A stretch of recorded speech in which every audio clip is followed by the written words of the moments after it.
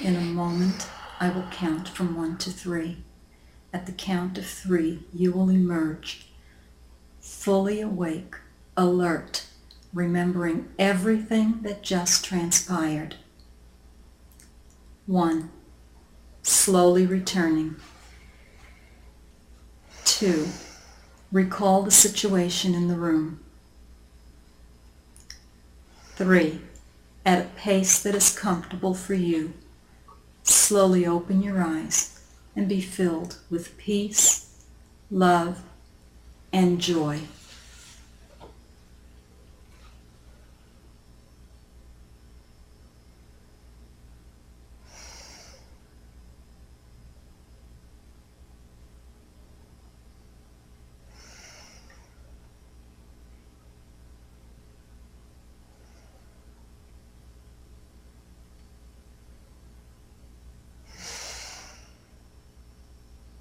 Take a look at me.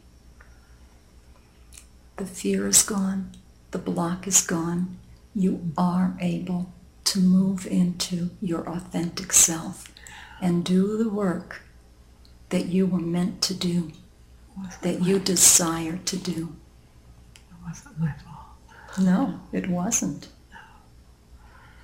It wasn't your fault. You were doing what you were taught to do. It wasn't their fault either. No, they didn't know any better. No. It's all about learning. Thank you. How was that? Oh, it's incredible. It's always incredible when you're in the in-between. Yes, it is, isn't it? There's so much love there. Mm-hmm. And then, would you like to tell our audience that? when you're in between lives, there's this incredible love. And it surrounds you and it lifts doubts, worries. And it's as though 1,000 entities, their souls are wrapping you in the deepest unconditional love you've ever felt.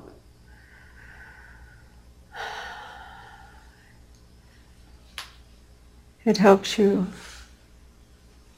feel who you really are. And it's so filled with grace and warmth and beauty.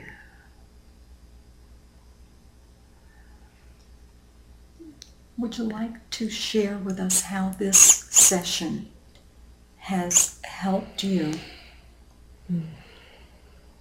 in your quest?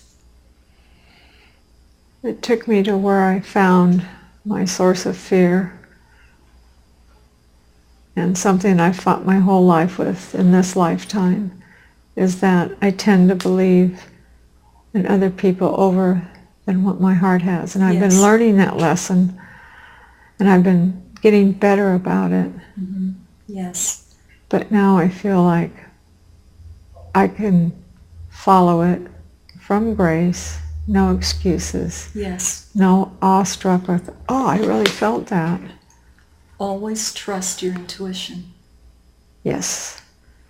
And first I had to listen. Mm-hmm. I had to learn to listen to the intuition, to be quiet.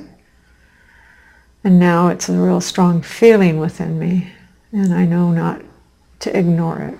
If I ignore it, I get a kick in the petard from our Creator that says, But I think there'll be a lot less kicks now. I think that I feel there's a wholeness. Yes. There's a wholeness to me. Mm-hmm. And in that wholeness, I can deliver my messages in grace instead of, I had this happen. Mm-hmm. I can just say, and it will be heard. How wonderful. And when I say from grace, it will be heard. How wonderful to come into your authentic self, into your space. Right. And to feel whole. I was afraid of it being this powerful, overpowering to other people. But it doesn't have to be. It's the grace. Yes, it doesn't have to and be. That's the biggest awareness right now from grace. Wonderful. Yeah. I'm sure that you will do very well. People who cross your path will be very, very fortunate. Thanks. Well, I'm fortunate to cross your path. Thank you. So how vivid were the visuals? For me, very vivid. In the point of I was actually feeling without the pain, but I was walking. I think the thing I still felt was the agony of causing pain.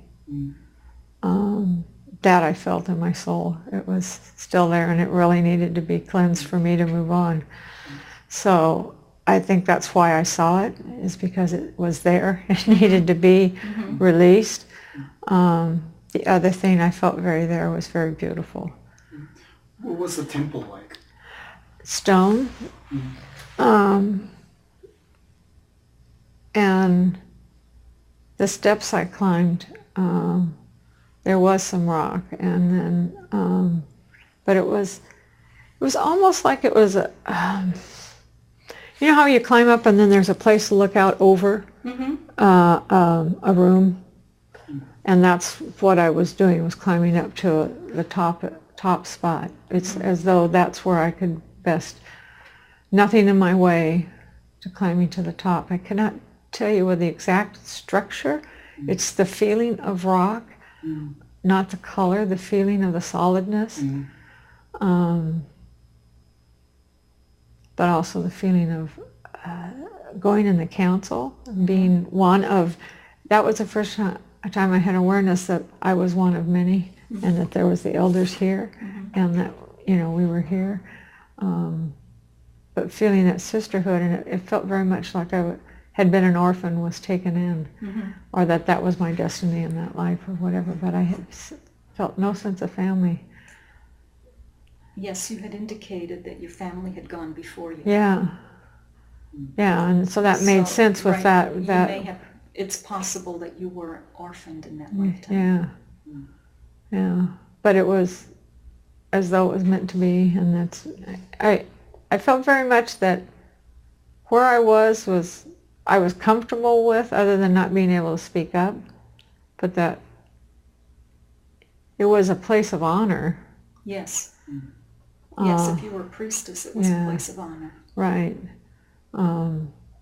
It's like you're working your way up.